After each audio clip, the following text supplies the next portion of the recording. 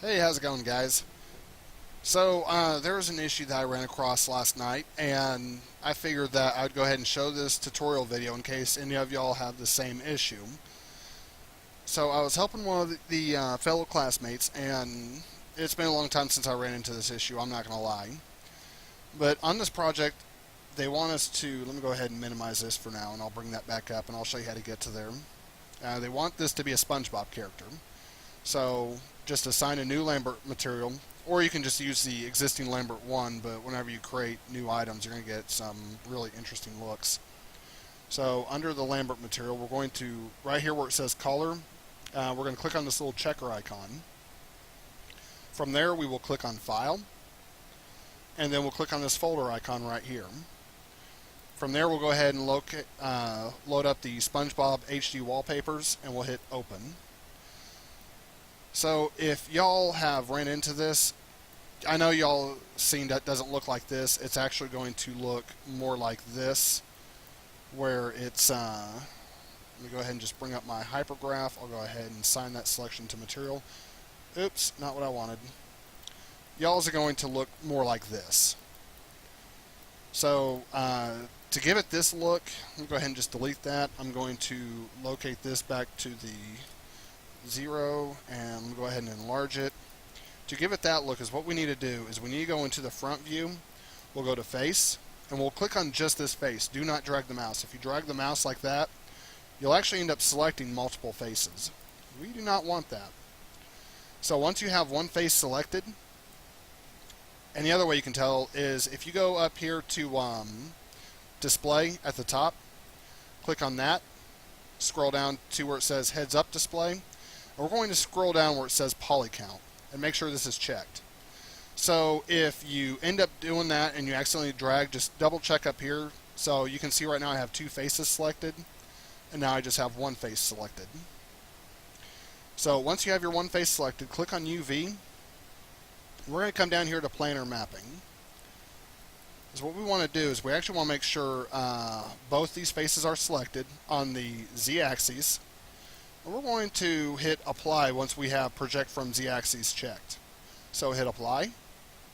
And the next thing we want to do is project it from the side. So we'll click on that face. We'll click on this face.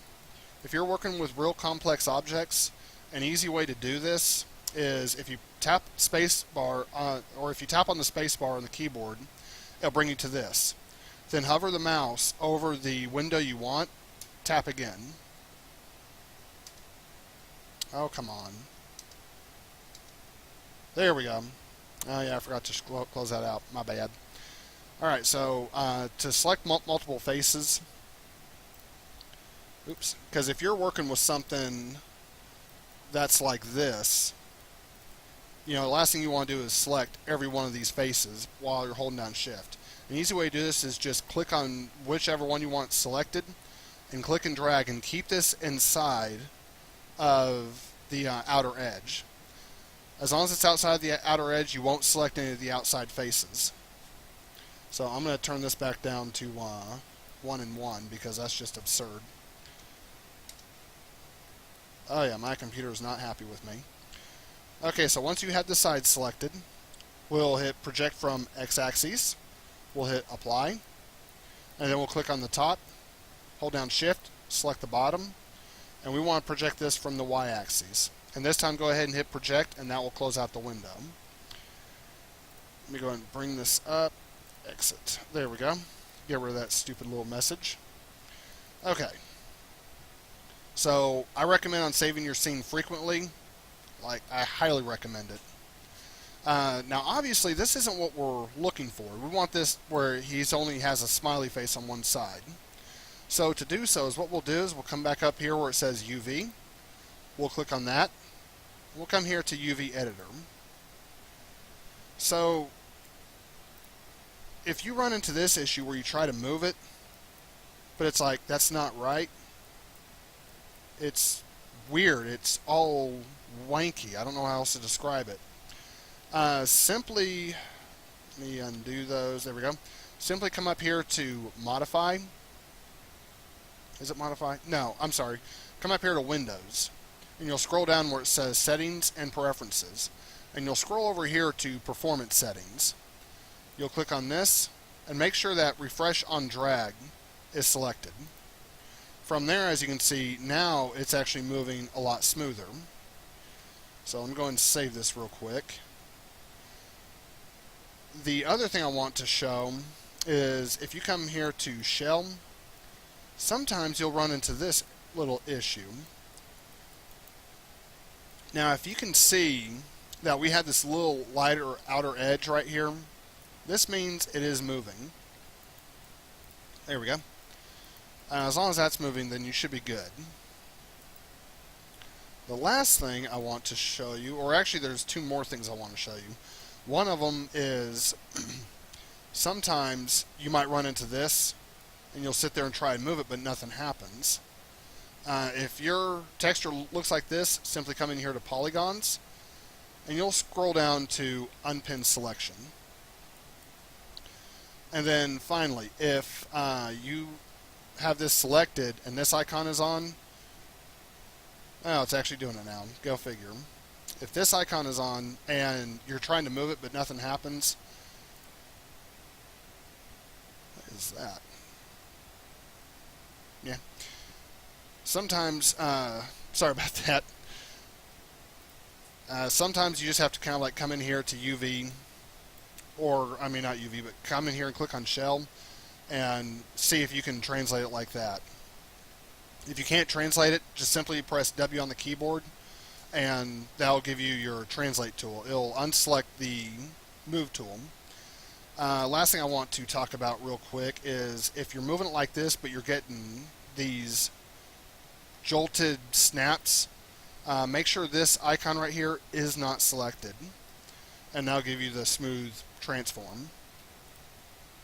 If you still cannot move any of the UVs, one thing you may have to do is come up here to Windows and come down here to Settings and Preferences, and you may just have to open up the Preferences and then come down here to Edit and Restore Default Settings.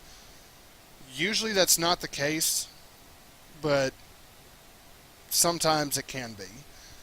I've had to do this a couple of times, though it's not very often.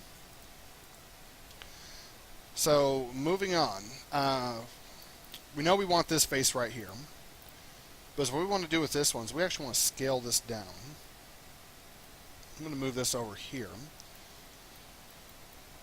And one thing you'll notice is we have these big spots. Now you could just simply scale this.